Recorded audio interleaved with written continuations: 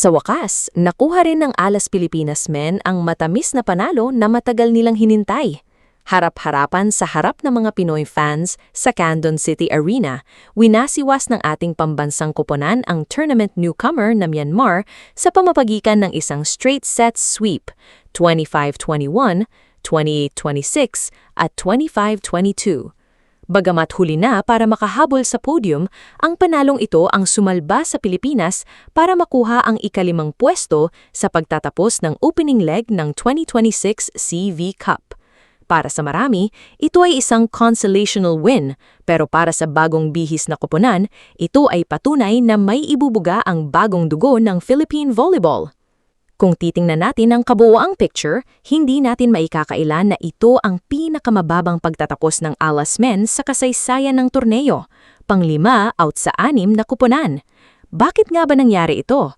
Ngayong taon kasi, ipinatupad ang bagong format kung saan pinalawak ang field sa 6 na bansa at naglagay ng kauna-unahang Final Four playoff. Dito nadapa ang Pilipinas.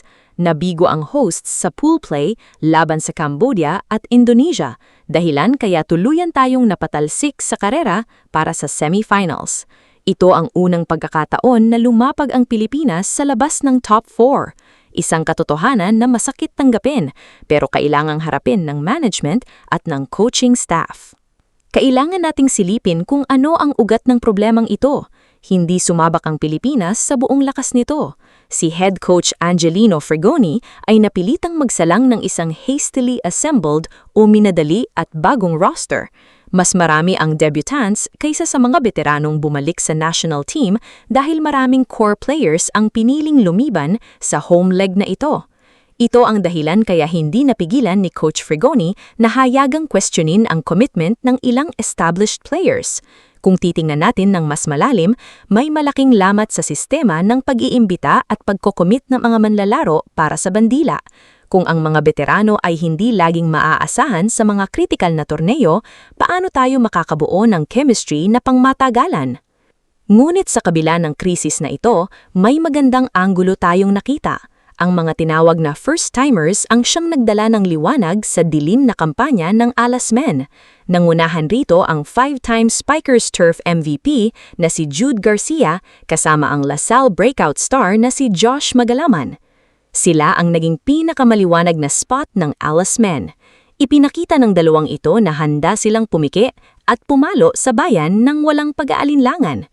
Sila ang patunay na hindi nagkukulang ang bansa sa talento, nagkukulang lang tayo sa tamang preparasyon at continuity. Panoorin natin kung paano tinapos ng Alas Men ang Myanmar. Sa unang set, maagang nabaon ang Pilipinas. Rumaragasa ang Myanmar at nagtala ng 7 puntos na kalamangan, 14-7. Dito mo makikita ang kawalan ng court familiarity ng mga bagong magkakasama. Ngunit hindi sumuko ang Alas. Nagpakita sila ng isang nagbabagang rally para burahin ang bentahe at itabla ang score sa 19-all. Sa crucial na bahagi, si Josh Magalaman ang nagpakawala ng go-ahead hit para makuha ang bentahe bago tuluyang tinapos ni Greg Ancheta ang set sa pamamagitan ng isang dambuhalang block, 25-21. Isang character-building set para sa mga bataan ni Frigoni. Pagdating ng ikalawang set, naging pukpukan at bakbakan ng laro. Unang nakakuha ng set point ang Burmese side sa score na 24-23. Dito sumubok ang tibay ng dibdib ng mga Pinoy. Sina Axel Van Book at Adrian Villados ang sumalba at nagpanatiling buhay sa tsansa ng Pilipinas. Matapos nito, ang kapitan na si Lloyd Josafat ang naman ang umako ng responsibilidad. Pinaladlad ang back-to-back attacks para makalikha ng panibagong tsansa. Isang error mula sa atake ng Myanmar na lumabas ng linya ang nagbigay sa Alas ng extended frame, 28-26. Sa ikatlong set, dikit pa rin ang laban dahil ayaw magbigay ng Myanmar.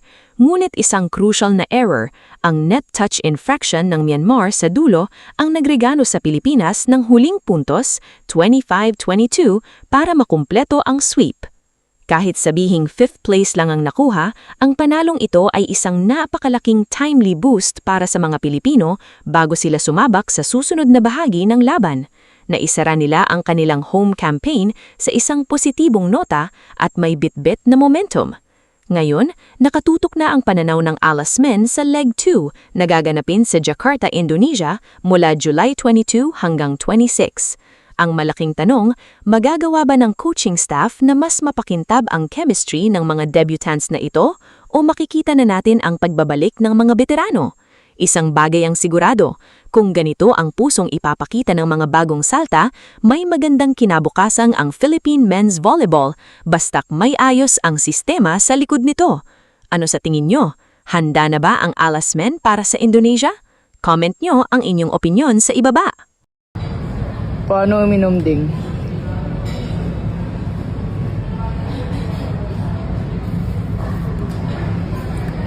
So refreshing. Ayan, guesting kami ngayon. Thank you, auntie. Iba talaga. Ito talaga. Grabe respeto mo dito. Ano? MVP Season 1, UAAP. Season 1. Senior ko yan. Po. Ay, mga boss ko. Behave po ako ngayon dito kasi tingnan mo naman yung katabi ko. Baka ma-shotgun ako.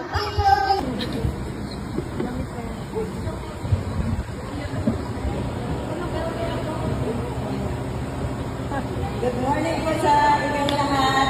Ma'am and sir, sana next time po ulit, invited po ako ha. Kami lahat. Ayan. Ingat po kayo and enjoy the game. Thank you. Thank you po. Bagong gising. Turuan ka na.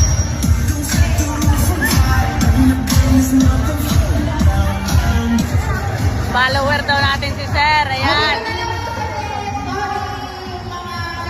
Karangalan talaga. Mag-picture kami ng senior ko. Our very own MVP ng UAAP Season 1. Wendy Ansemana. Then I switch my flight and I'll be right back at it by the end of the night. So we pretend that airplanes in the night sky like shooting stars. I could really use a wish right now, wish right now, wish right now.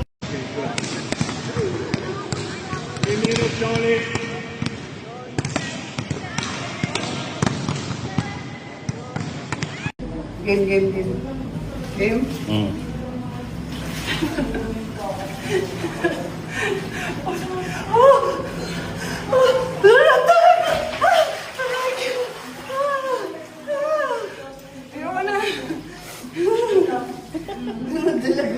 Hanggang dito naman yun.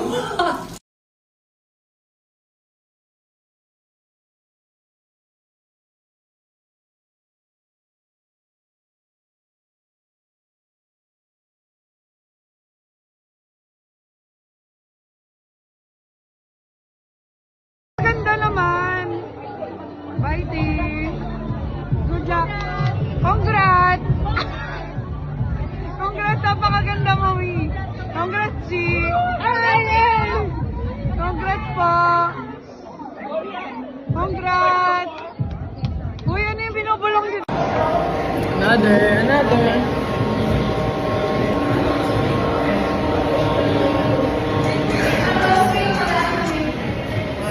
Mga yung gitara rose yun ako. Ganda kasi.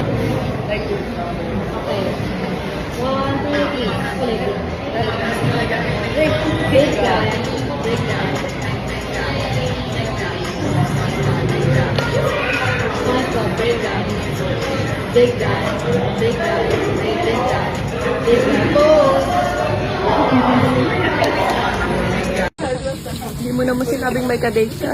Hindi mo man lang pinakilala sa amin ni Tita Dors.